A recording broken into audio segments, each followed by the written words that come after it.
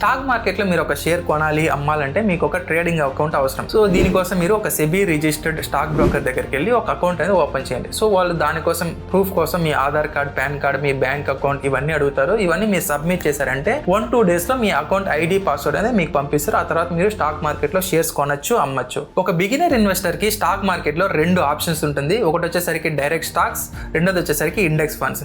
ఈ direct stocks కి, index funds కి ఉన్న డిఫరెన్స్ ఏంటంటే, ఇప్పుడు మీరు ఒక ₹10 డైరెక్ట్ స్టాక్స్ లో ఇన్వెస్ట్ చేశారు అనుకుందాం.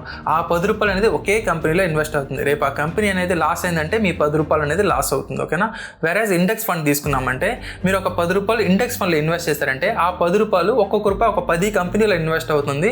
సో దీనివల్ల మీ డబ్బులు అనేది సేఫ్ గా ఉంటుంది, మీకు రిస్క్ అనేది తక్కువ. ఈ 10 కంపెనీస్ బాగా పర్ఫామ్ చేసిందంటే మీకు బాగా ప్రాఫిట్ అనేది వస్తుంది. నేషనల్ స్టాక్ ఎక్స్చేంజ్ తీసుకున్నామంటే, ఇందులో ఇండియాలో ఉన్న టాప్ 50 కంపెనీస్ ని కలిపి నిఫ్టీ 50 ఇండెక్స్ అంటారు. ఓకేనా? సో ఇది ఇండియాలో ఉన్న 14 సెక్టర్స్ లైక్ ఐటీ అవ్వచ్చు, బ్యాంకింగ్ అవ్వచ్చు, ఎనర్జీ అవ్వచ్చు, ఇలా 14 సెక్టర్స్ లో ఉన్న టాప్ 50 కంపెనీస్ ని కలిపి ఈ నిఫ్టీ 50 ఇండెక్స్ అనేది క్రియేట్ అయింది. ఈ నిఫ్టీ 50లో ఉన్న టోటల్ కంపెనీ యొక్క వాల్యుయేషన్ లో ఈ నిఫ్టీ 50 ఇండెక్స్ యొక్క వాల్యుయేషన్ మాత్రమే 60% ఉంటుంది. సో దీని వల్ల ఈజీగా మనము మార్కెట్ అనేది పాజిటివ్ ఉందా, నెగిటివ్ ఉందా, మార్కెట్ అనేది పైకి మూవ్ అవుతుందా, కిందకి మూవ్ అవుతుందా, మన ఎకనామీ అనేది గ్రో అవుతుందా, తగ్గుతుందా, ఇవన్నీ ట్రాక్ చేయడానికి ఈ నిఫ్టీ 50 ఇండెక్స్ అనేది ఒక బెంచ్ మార్క్ గా ఉంటుంది. సేమ్ ఇదే విధంగానే సెన్సెక్స్ లో కూడా ఉంటుంది. కాకపోతే సెన్సెక్స్ లో టాప్ 30 కంపెనీస్ సెన్సెక్స్ 30 అంటారు.